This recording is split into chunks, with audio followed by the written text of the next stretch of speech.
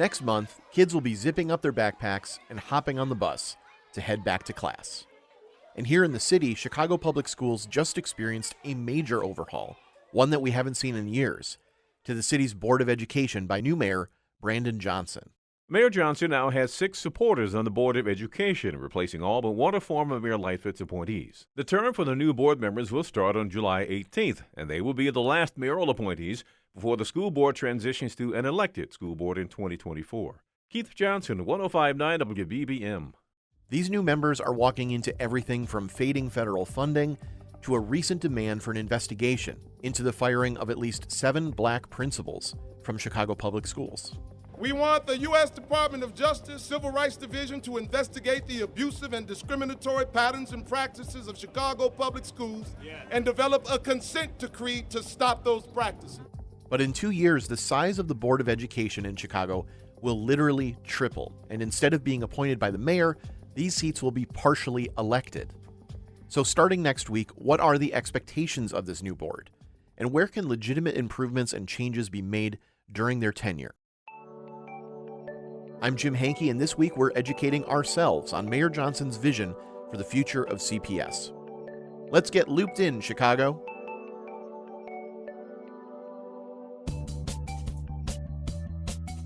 As a former CPS teacher himself, Brandon Johnson was an organizer of the city's 2012 teachers' strike and campaigned prior to being elected on advocacy for both teachers and students.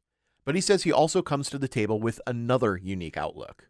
I believe I might be the first, if not the only, mayor of the city of Chicago to send their children to the Chicago Public Schools. So I'm negotiating as a parent. I want to transform and build a public school system that is truly in the spirit of its intent and its design. Johnson sat down for WBBM's At Issue and spoke with our political editor, Craig Dellimore. You can hear At Issue on the radio on Sundays or via your preferred podcast app. And I wanted to speak with Craig to learn more about what Mayor Johnson hopes to accomplish with these changes to the Board of Education.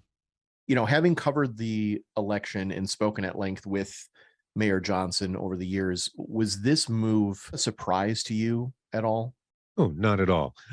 First, we should establish that when new mayors take over, rebooting the school board is pretty standard issue. You know, we hadn't seen it for a long time because don't forget, Richard M. Daley was mayor for more than 2 decades.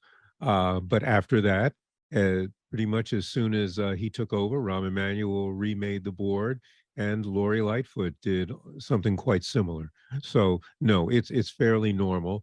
And remaking it the way he has isn't a surprise either. If anything, you might have expected that somebody with closer ties to the Chicago Teachers Union might have ended up as president, but Jeanette, who is the new school board president, came from a parents organization that does have some funding connections to the Chicago Teachers Union, but that's not how it was created, and that's not really what the group is. He was the executive director of Raise Your Hand for Illinois and has been that since 2019. He very much is a progressive and has been somebody who has been critical of some of the things in the school system. So it's not a surprise that he would get an insider job now. You've spoken with both Mayor Lightfoot and Mayor Johnson at length. What do you find to be the differences between their two approaches, being that Mayor Lightfoot has just exited and Mayor Johnson has sort of just taken up the reins?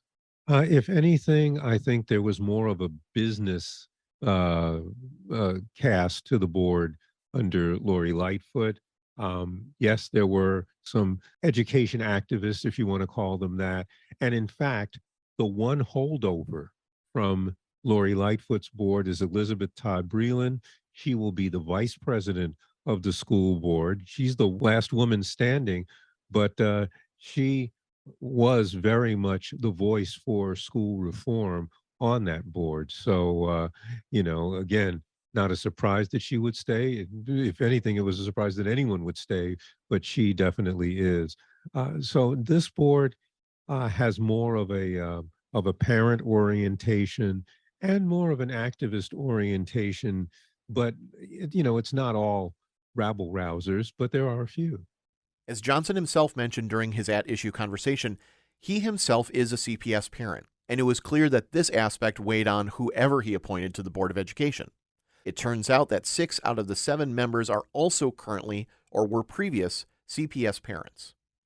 The larger school board we can expect in a couple of years is something Johnson has long advocated for, a mixture of appointed and elected officials. I asked Craig if he has any indication as to why it's so important to Johnson to have the board expanded in this way. For the same reasons that a number of people have been fighting for it, and that is that it gives the public more of a voice on school policy. And this is going to be a transition. It's not a jump to an elected school board. And frankly, it'll be interesting to see how this plays out. In 2024, November of 2024, the voters will elect 10 members of an expanded board. Right now, there's 7 people on the board. There will be 21. It'll basically be 10 people appointed by the mayor and the chairman, and then it will be 10 people that are elected. And then that will go until 2027, and that's when you will have a fully elected board. One of the major concerns, of course, is budget, because the federal pandemic relief funding runs out also in a pretty short amount of time, in about 2 years, meaning that a budget deficit of over about $600 million is sort of left hanging out there. And I can't imagine that's an easy task for anyone on the school board, not just newly appointed members. So what, if any, suggestions or approaches have you heard about, maybe in reporting, that are going to deal with that number? What can we expect maybe? Well, don't forget, most of this is going to be personnel, and that's going to be dictated by the teachers' contracts and frankly, the staff members' contracts as well. But it is, of course, going to be a major concern. But first, the school board has within the last number of years, always raised its property tax rate to as high as the law allows. Because of the rising cost of education, that has simply been something that, even though people talk about, wow, we ought to give people back their money or we ought to be spending less, it still is what happens. However, particularly from Michelle Morales, when we had a brief discussion or in a news conference with the new board members last week, Michelle Morales was one who said, we have to first start looking at how we are spending our money now, whether we are doing it in the right way. And they are going to have to start looking at their budget and taking a deep dive in it, getting the best advice they can, but remembering their mission as well. And they all said that. It's not just about saving money, it's about doing the job well. Special education has been lagging in Chicago. And so one of the jobs is going to be to improve that. Well, that may cost more money. So they have to balance all those things.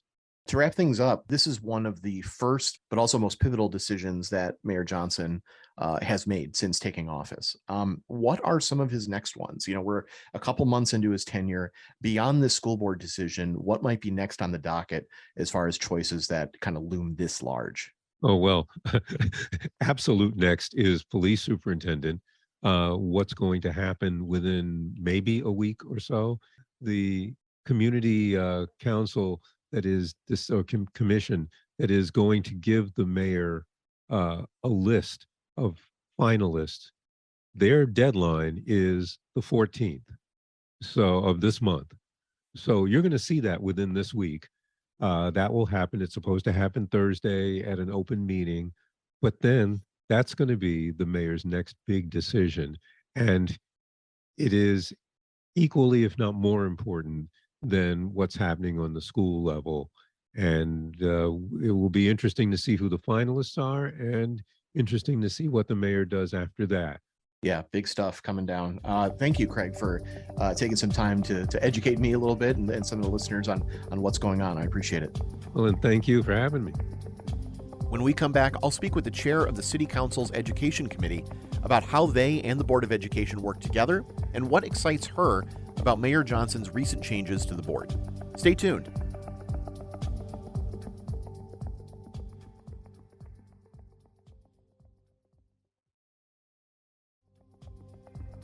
There are many moving parts between Chicago Public Schools and the Board of Education. And for some insight on the mechanics of it, I spoke with Alderwoman Jeanette Taylor from Chicago's 20th Ward. Jeanette is also chair of the City Council's Education Committee, and her mom actually worked as a clerk for CPS when Jeanette was a kid. So I started by asking her if that was her inspiration to make a career out of education. To be honest, I was very envious of my mother taking care of other young people at the school. I was in a selfish mode.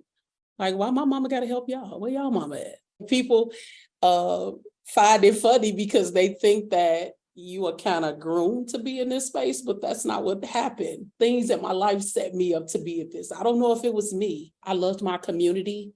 And so that type of upbringing lets me know kind of what young people need and what communities are supposed to be like.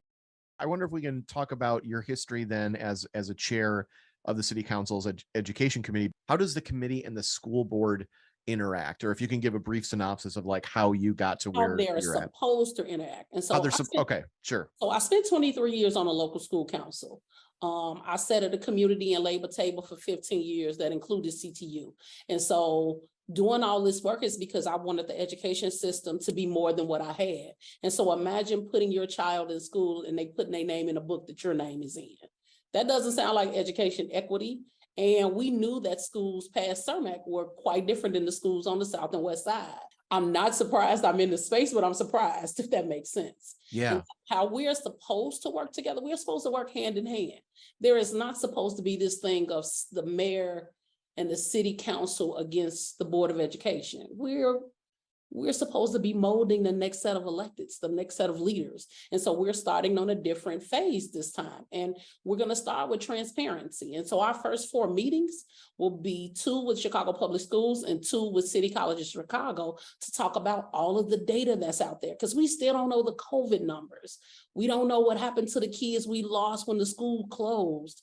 We don't know what they're spending the money on. And so I have agreed to work with CTU, AFSCME, the Teamsters, SEIU, along with Chicago Public Schools. We are partners, we ain't enemies. And so this will be the first time probably in United States history where the school board and the unions are working together. And I'm just excited for it. I'm ready for it. It's well overdue. Were there promises made either by previous administrations or by members? You've been quoted as saying that previous board members had not done any of the things that they were supposed to do. And I'm hoping you can elaborate on that. Were there promises made either by previous administrations or by members of that board themselves about specific there is never measures? This thing around transparency. And so these board members were not honest, even with the thing that's going on with urban prep now. In October of last year, the State Board of Education revoked the charter status of the all-boys Urban Prep Academy after an investigation found, among other issues, that only a third of its teachers were certified. This past spring, the state board denied Urban Prep's appeal to take back some of its campuses in the Inglewood and Bronzeville neighborhoods.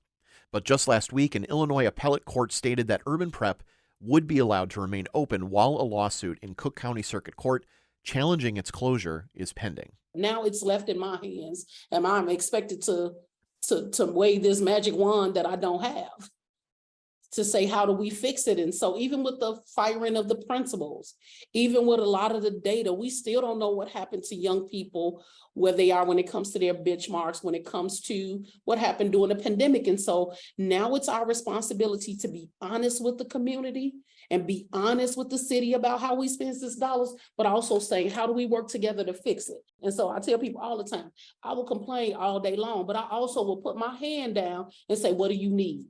How do we get this for you? How do we do something different? How do we work with those schools? What is it that parents need? What is it that our young people need? We cannot ignore that the violence that's happened in our community is not based upon those school closings. We got to invest those dollars in those schools and those families, and we can get some things done. And so I'm just excited to do that. Yeah, I wanted to touch on that excitement. Like, what have you seen or what have you witnessed about maybe some of those who are coming on board where you feel the advocacy for children will be in place? We're reading about, CPS literally called me and said, how do I have a conversation with you? And how do we move forward together? Most exciting thing, there's a gentleman, his name is Chuck Skorsky. I always mess up his last name. I'm sorry, Chuck. But Chuck called me and say, hey, this is a different administration. This is what I've been wanting to do. And so we have to work on transparency and being honest with each other and saying things that we can and cannot do. You know, we get that CPS may have a budget shortfall, but I don't think it does. And so the first thing that the mayor is doing that I respect and appreciate is he's making sure that we get a forensic audit of CPS and City College of Chicago, because we're very wasteful. We're not watching where we're spending our money. We put more money into 42 West Madison than we do in some school buildings. And that's ridiculous because no kids are being educated at 42 West Madison. And so how do you have this wonderful building downtown, but the kids are sitting in schools and classrooms where there are no air conditioning, and our young people and their families have to be our priority. 42 West Madison, if you're curious, is the headquarters for CPS. About half of the latest $9.4 billion budget proposed by CPS for the 2023-24 school year would go directly to schools. And while the overall budget is up $22 million from last year, the increase is only a small fraction of a percent compared to 2022-23. Civil rights attorney Benjamin Crump held this news conference recently outside of CPS regarding the firing of at least 7 CPS Black principals and looking into an investigation on that. Can you comment on that? Because I don't think a lot of people know necessarily the percentages of the ethnicities of CPS principals. There are not a lot of Black principals. Right. Or Black male teachers. Let's be honest. They're just not women. They are mostly Latino and Black women who are teachers. So there are not a lot of Black male teachers or a lot of Black male principals. I think whatever happened, CPS just needs to be transparent about it. A lot of this is egos. It's not even about the work because your boss didn't tell you what to do. No, the young people and the teachers in the community are my boss. See, we get it wrong. And I have to remind people when I'm in this space, these are my coworkers. They don't work for me. And so the public is owed an explanation to how you make decisions. And CPS is going to have to own that. Before the board moves to a 21-person committee in about 2 years, what do you think these 7 members can get done prior to what Mayor Johnson had been pushing for, a larger and hopefully more representative community, or committee, I should say, committee of triple that size? Yes, because every community has different needs. I can't tell Nicole Lee what her Asian community needs. I represent 15% of Latinx, and I can't tell you what they need unless I talk with them, unless I sit with them. We haven't increased the living wage, and Lord knows. We need an increase of living wage. We should automatically have one. We got money for everything else.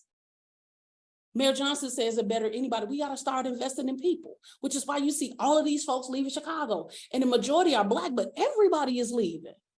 Because they priced out and they don't see the city coming to their rescue. And that's not what government is supposed to do.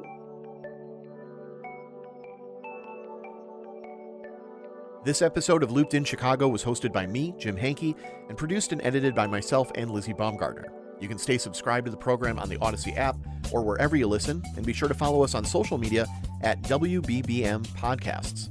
We'll keep you looped in again right here next week. See you then.